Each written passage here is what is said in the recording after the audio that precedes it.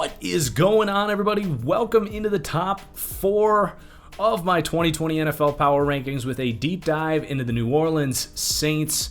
Before we hop in, a quick reminder, please do hit that like button down below. Really helps support my channel. And then I also need to clarify with this Saints team, this is a massive tier gap. I think we have a clear-cut top 4 teams in the NFL this year, really going to go head-to-head for the Super Bowl this year. It's not that the other teams don't have a chance at winning the Super Bowl, but I think there's a healthy chunk of the pie as far as probability to win the Super Bowl this year, split between these top 4 teams, and that's going to start with this Saints team. And the narrative is very straightforward for the Saints here. They are locked and loaded again here. This roster has been remarkable now for the 4th year in a row.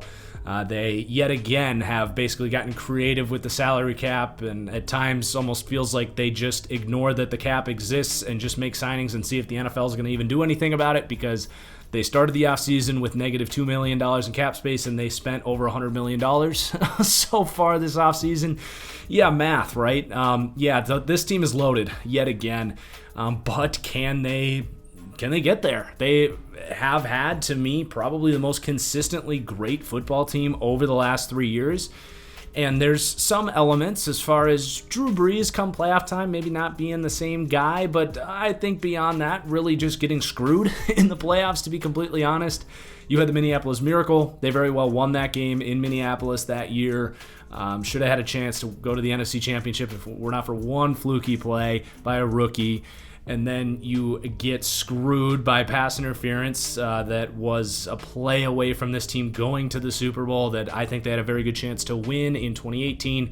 And then last year they lose the coin toss, and as many teams do in the playoffs, don't get a chance for their Hall of Fame quarterback to touch the football, and they go home packed early because of a freaking coin toss. So the Saints are really hoping for better fortune this year. There's a lot to talk about with this roster. There are some new additions as well, and some key departures. So there's a lot to discuss here, despite the fact that it really is more of the same here for the Saints.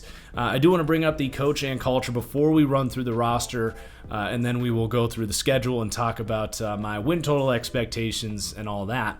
I have them 5th for overall coach and culture. It's going to be 4th on the offensive side of the ball and 17th on the defensive side of the ball. You know, it's just a solid defensive coach and culture. They got Dennis Allen. They kind of, are solid. I don't think there's anything they do schematically or from a player development standpoint or anything that's really remarkable, but they're a tough, solid defense that will have some hiccup weeks. A little more aggressive. Like it's a solid, capable defense. I don't have a whole lot to say on that side of the ball. But as far as the offense goes, I think Sean Payton, his resume and what he's done over the last few years specifically really speaks for itself.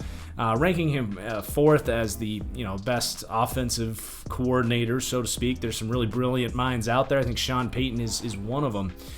They do what they can to really maximize the strengths of this offense. And then if there are reasons that this can't be a very explosive passing game, whether it's Drew Brees' lack of arm strength or a lack of a true deep threat here, they do a good job of creating some of that explosive nature through Taysom Hill and some of the creative stuff they do. Gimmick plays, I'm just going to call it, not trick plays. But I think Sean Payton's gotten very creative and helped sustain Drew Brees' career. And then you have the core short to intermediate passing concepts that have always been here that kind of keep the floor raised for this offense. So really good coaching culture here. Going to come in, as I said, 5th overall.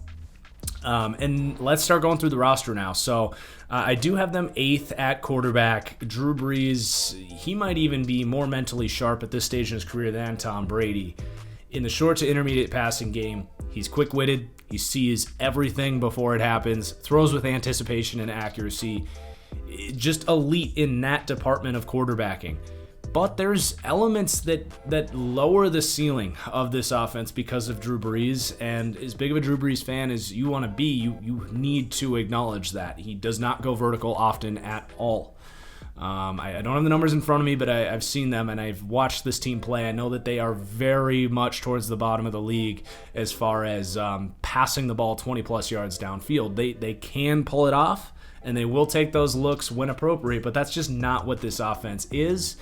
And he's not doing a whole lot of dancing around the pocket and creating when the play does get covered up. So when you take those two aspects out of the game, it is going to lower the ceiling of your offense. It just is. But that doesn't mean what Drew Brees does is easy to defend or not valuable. It very much is. So all of that equates to me for the 8th best quarterback in the league. And then you have Jameis Winston as the backup. That's fascinating to me. We know Jameis has the talent. He even has some instincts and playmaking ability. It's just a matter of the boneheaded mistakes. And at this stage in his career, it's incredibly unlikely that he will completely weed those out. But I do find it fascinating that he came here for virtually nothing. He's watched from the other sideline what Sean Payton has done creatively to take things off of Drew Brees. And I think Jameis Winston said, you know what, if this is Drew Brees' last year, I can come in here, get on Sean Payton's good side. I'm still on the right side of 30 years old. I can still have a very good career in front of me. This is virtually identical to what Teddy Bridgewater did here, which resulted in him getting paid a ton of money. So I think it's a really good signing to be the backup here, and I think there's a chance that Drew Brees retires after this season and Jameis Winston takes over as the starting quarterback next year. And if he can weed out some of those mistakes, I think you're gonna, get a starting caliber quarterback. Jameis was a top 30 quarterback last year, wherever you want to rank him. It's just the boneheaded stuff. If you could cut that stuff in half, you could still have, in theory, a really good Saints team here post Drew Brees, which is going to happen at some point here. You just don't know exactly when it's going to be. And then you have Taysom Hill. I'm going to talk more about Taysom Hill when we get to like the tight ends and stuff, because we can get cute and talk about how he's a quarterback of the future, and Sean Payton says he's Steve Young and all this crap. He's not. He's a tight end that throws the ball occasionally with really good athleticism. He was paid here to play the, receiving, blocking gimmick role, not to be the backup quarterback. That's why they signed Jameis Winston, and potentially even why they drafted Tommy Stevens in the 7th round. I don't know what that was all about, to be honest. But that's your quarterback room. It ranks 8th in the league. A lot of that is just because of a lower ceiling with Drew Brees. But man, is he efficient and going to make it a headache with this death by a thousands cuts offense that they have. Let's talk about the running back room. I think Alvin Kamara is poised for a massive season this year. The new CBA made it impossible for these guys to hold out, and I think Alvin Kamara realized that very early. This is a team that's going to come in and compete for a Super Bowl, and he can be a big part of that. So no real holdout rumors here with Kamara. I think the new holdout rules being a big part of that. But I think Kamara is a guy that's going to come in with a chip on his shoulder, who wants to win here primarily, and really be, have the best year of his career, which is saying a lot because he was remarkable for the first 2 years. Did have a banged up year that was not as efficient last year. But I look at this guy who is one of these backs that makes that impact in the receiving game, especially for an offense that does not go vertical too often. If he can get back to that level where he is constantly making the first man miss, making guys miss downfield, creating 20-plus yard run after the catch plays that just weren't all there last year, you're going to see a more explosive offense here. And I really think that he is going to ball out this year, which is a big reason they're going to rank 5th at the running back position. I have a guy like Kamara over an Ezekiel Elliott and other running backs that I really like in guys like Josh Jacobs in year 2 and Joe Mixon. I think Kamara is poised to potentially, I don't know if he'll come for Christian McCaffrey, but I think he'll get back into that conversation with guys like McCaffrey and Saquon Barkley as the top backs in the league. And man, he would be due for a payday. I don't know if the Saints could pull off some cap magic to give him $15+ million after this season. I think he wants that big paycheck. I think he's a guy that would love to become, and is certainly capable of becoming, the highest paid running back in football after a big 2020. So I don't spend that much time on a lot of running backs, but I think Kamara is one of those guys to really look out for, to have a big year, and certainly someone that I think is a bit of a value in fantasy football right now for that regard. Then it drops off. You got Latavius Murray, who's going to be your bruiser, relief pitching, short yardage back. He's very good in that role. There's not much to really say about that. It's fine. They bring in Ty Montgomery to be the backup for Alvin Kamara as a receiving back, and Dwayne Washington is the backup to Latavius Murray as that power back. So it's pretty straightforward here. Kamara is going to be your 3-down back who's going to contribute in the receiving game. Latavius is going to come in occasionally on short yardage, and Ty Montgomery is going to be the backup for Alvin Kamara on passing downs. So that is the 5th ranked running back in the room, mostly in the league, mostly due to what Alvin Kamara brings to the table. So let's move on and talk about the receiving grade here that's going to come in 10th in the league. And let's just get it out of the way. I don't think Michael Thomas is the best receiver in the NFL. I've got him somewhere in that 4 to 7 range. I think the guys I'm clearly taking over him are going to be a healthy Julio Jones. It's going to be DeAndre Hopkins and Tyreek Hill. Then, to me, he gets into the conversation with some of these other guys like Amari Cooper, Devontae Adams, Keenan Allen. Now, to me, those 3 guys I just named are better route runners and better separators, which, for my own personal preference, is the most valuable trait amidst wide receivers. But Michael Thomas does get open. It's not like he can't. He just isn't as athletically gifted at running away from these guys, and he's not as quick-footed and not as polished as a route runner. It's just a matter of preference. So that's out of the way. I think Michael Thomas, you need to acknowledge what he does amazing, and that is win tough catches and play like a badass and be great after the catch and be a perfect, reliable, short to intermediate passing target for Drew Brees.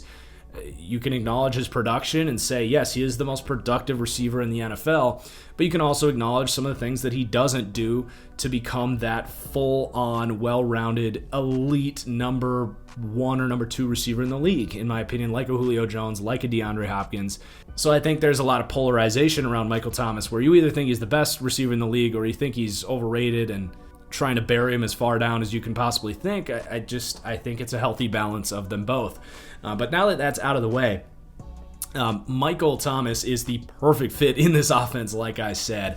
And when you pair it with the fact that Drew Brees just is not vertically gifted as a passer right now, Michael Thomas is not vertically gifted as a deep threat. Now, they can both connect on it occasionally, but they know that's not going to work over the course of a season if that's your go-to option. So you're just going to run a lot of slants, a lot of dig routes, get this guy the ball in the short game, and you can basically run your offense through Michael Thomas as a chain-moving stud. And I can't think of an offense that is more perfectly suited and has a play caller that more perfectly utilizes Michael Thomas than where he is right now in New Orleans. So there's your Michael Thomas conversation. Obviously going to help this receiver ranking be in the top 10, and that does include tight ends.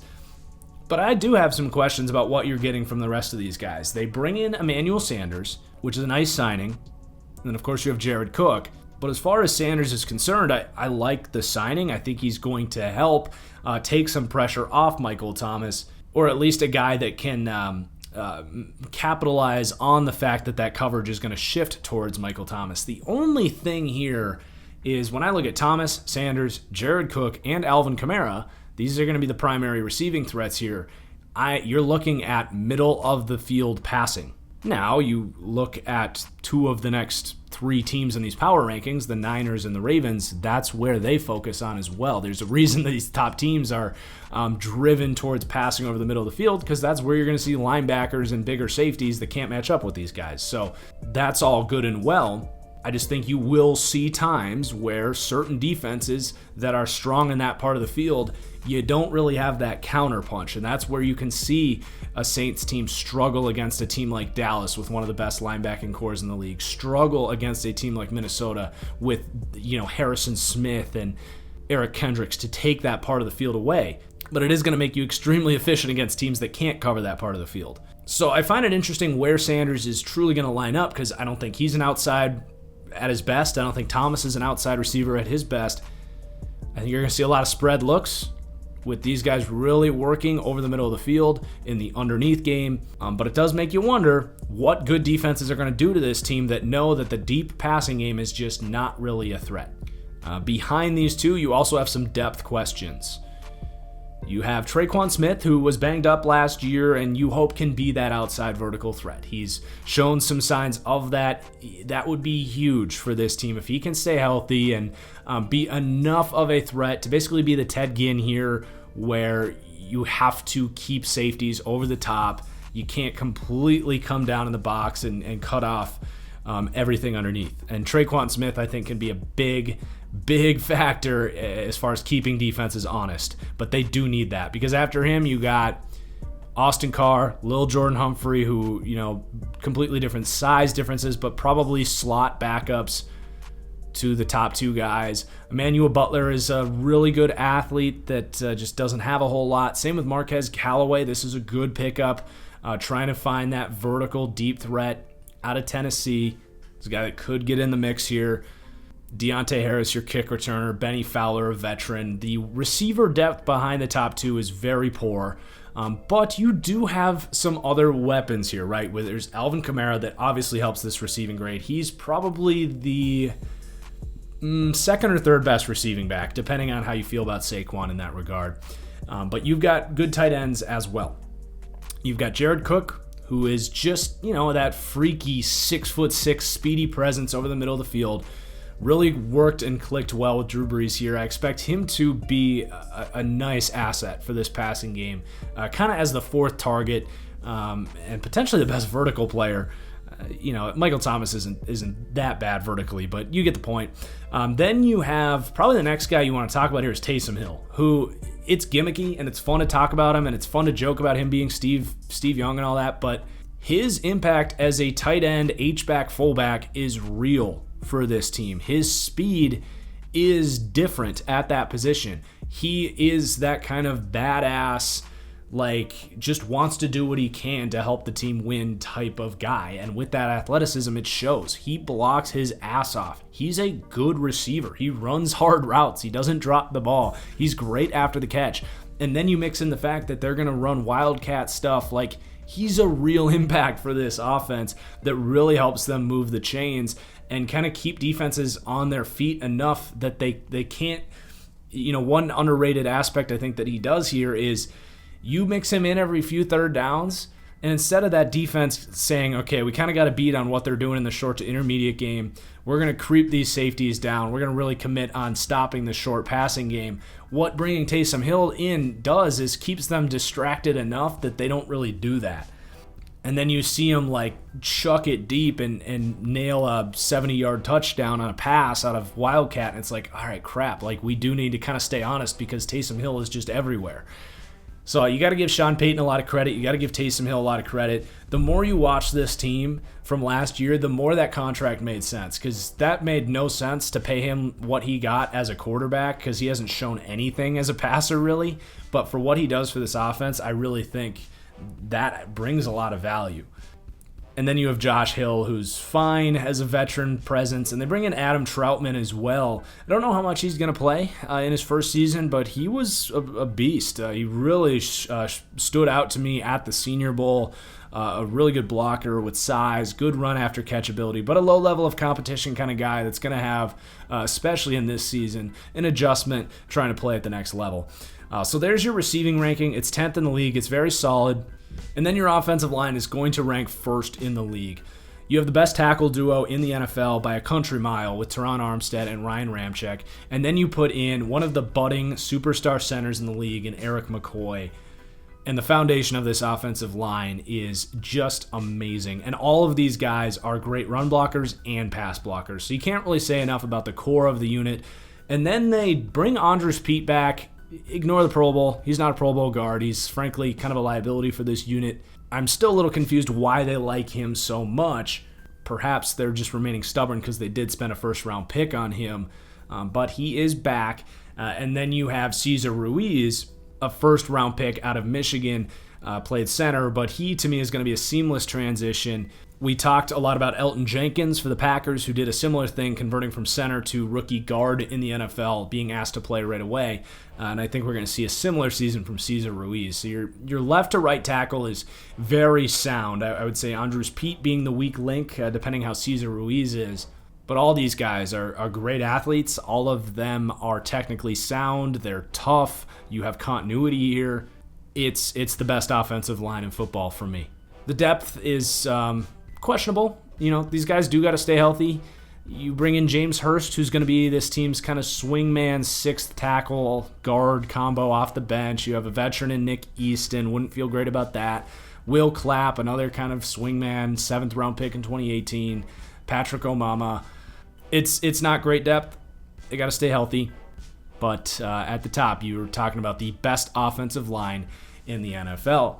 So the offensive ranking is second in the league, and it's tough because most weeks they're not going to be a top 4 or 5 offense, right? But every single week you expect them to be the 6th to 10th best offense. I think that's somewhat fair to say. Now, there's going to be some weeks where they're just going to have massive plays over the middle of the field, and if Alvin Kamara goes off, there's going to be weeks where they can keep up and score 35 to 40 points, but that's not how this team wants to play. They want to kind of annoy you with their offense, with the short to intermediate game, be extremely efficient. Drew Brees is not going to make mistakes. They're going to mix in Taysom Hill. They're going to rely on Alvin Kamara to occasionally catch the ball short of the sticks on 3rd down and convert those.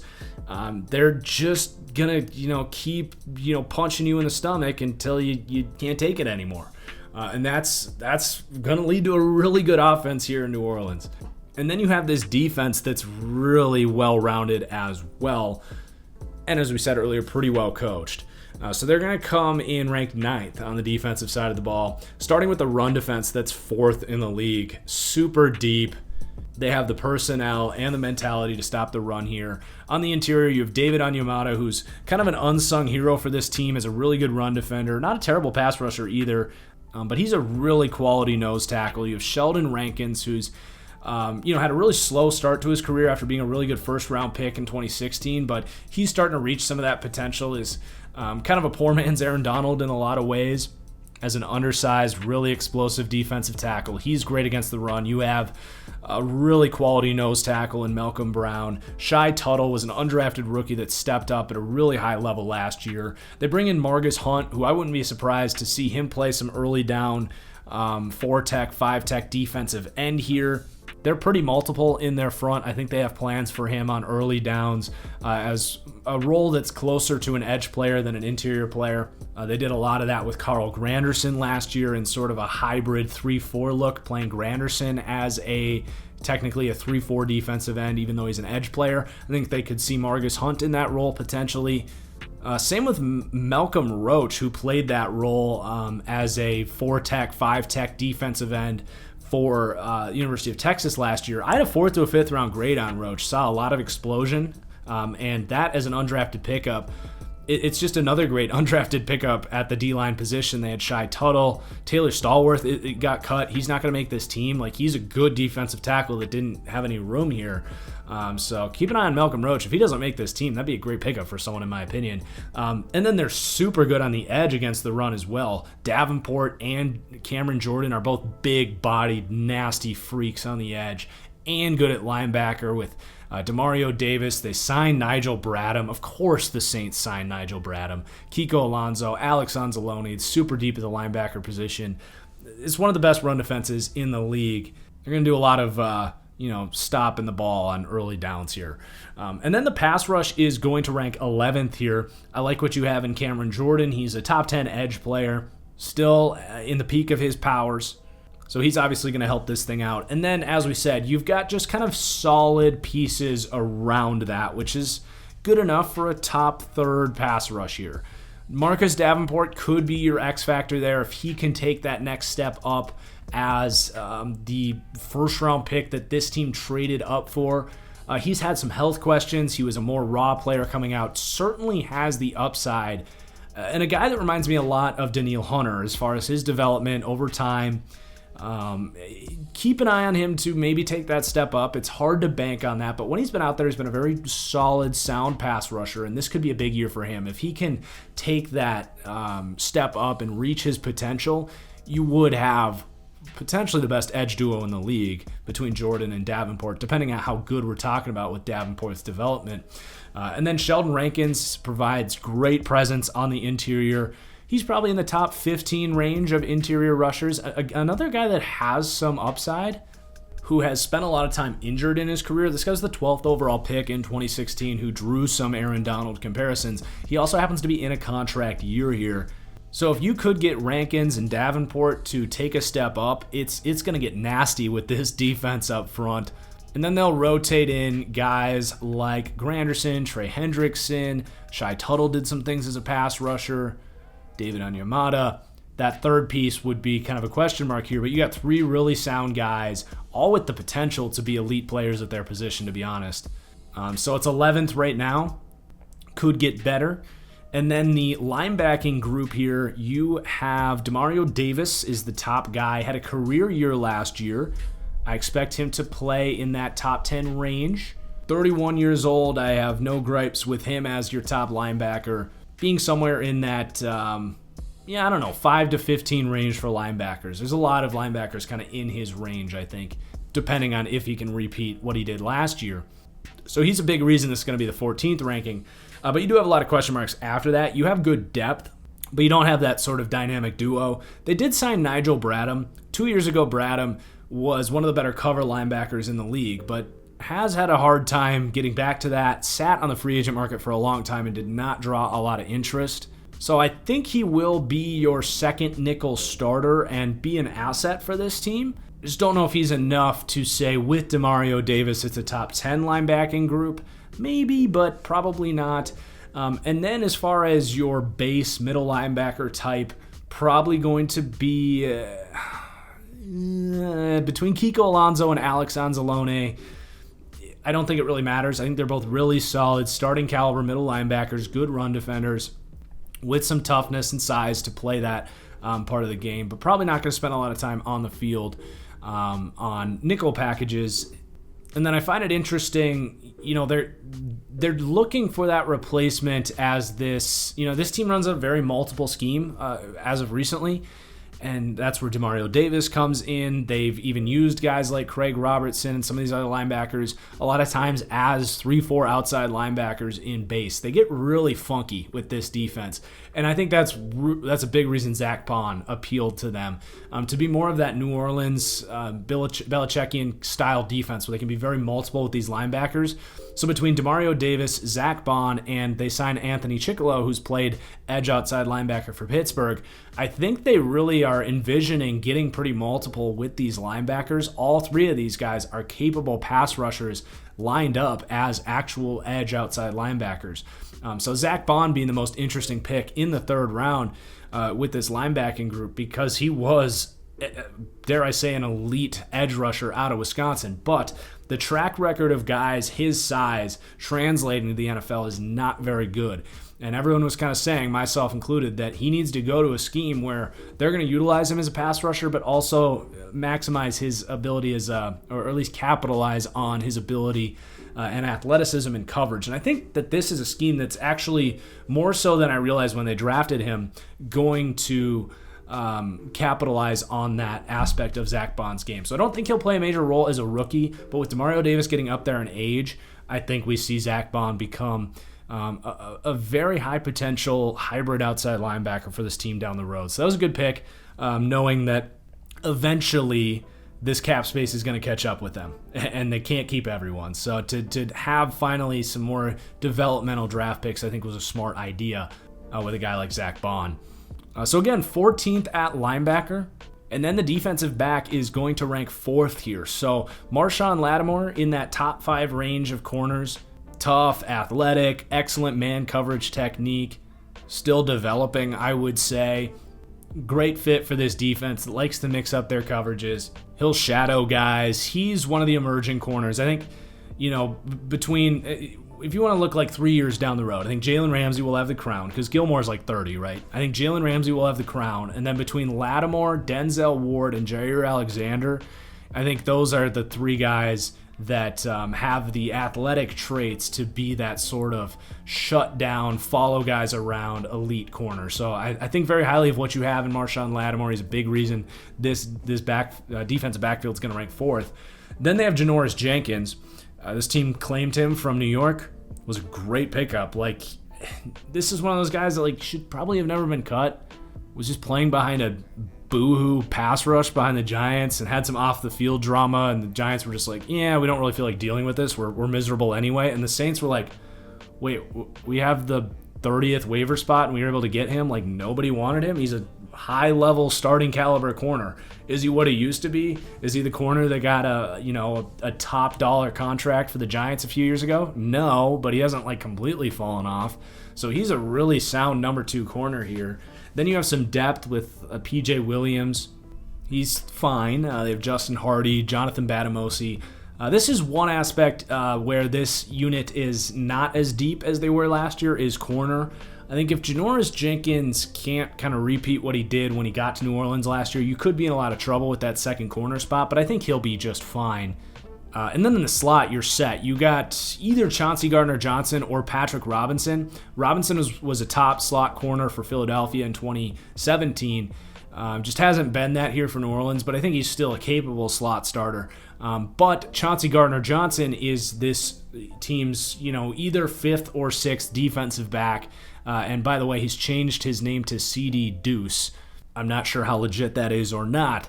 But anyway, he's going to play a ton for this team. Whether he starts at slot corner or is the 6th defensive back that plays in your dime packages, which is going to be very often, he's going to make a big impact for this team. I had a first-round grade on Chauncey Gardner-Johnson. The fact that he fell to the 4th round is beyond me. This guy is a nasty run defender out of the nickel, flies to the ball, really good athleticism, can convert that to playing man coverage. He has ball skills and instincts, and is a young guy that's only going to get better in zone coverage as time goes on. So I think very highly of Chauncey Gardner-Johnson as a nickel defender here, wherever he's going to line up. And then your safety duo is excellent. You have Marcus Williams as your free safety. He's one of the best free safeties in the league. He's a guy that doesn't get brought up enough. To me, he's a guy that has proved a lot more than a guy like Minkah Fitzpatrick, who people are very quickly so eager to rank above a guy like Marcus Williams. Don't forget about, number 43 down here in New Orleans, who's in a contract year, who I think is about to get, as we say here, the bag. Another player that I don't know if this team's going to be able to afford for the future, so could be a big name free agency ready to hit the market. But anyway, next to him you have Malcolm Jenkins coming back here to New Orleans after a really nice career in Philadelphia. They really admire former Philadelphia Eagles here, apparently, because they brought in Nigel Bradham, they brought in Malcolm Jenkins, Patrick Robinson. I guess they got a thing for birds or something. But Malcolm Jenkins, still one of my favorite players in the league. Such a tough player. Has had a career where he's played a lot of different positions, a lot of different defenses that have asked a lot of him. He's played a little bit of everything: free safety, strong safety, slot corner, and coming back here to New Orleans where he started his career, looking to prove that he still has some juice in the tank. I think he is an upgrade to what this team had last year at this strong safety spot in Von Bell. And then just for laughs, they have DJ Swearinger, who's a very capable veteran here as your 4th safety, and Saquon Hampton, a 6th-round pick last year, rounding out your safety depth.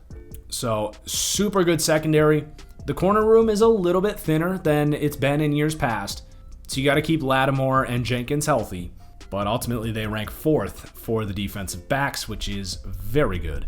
9th overall for defense. I think it's going to be a really solid defense that if you can get a couple things to go right here, if you can get like Rankins and or Davenport to take that step up towards their elite potential, if you can get Bradham and Malcolm Jenkins to play like their former selves, you're going to have some even higher upside hidden in there. It's just a couple question marks. But overall, really good defense. Obviously, it's a good offense. Just such a well-rounded team.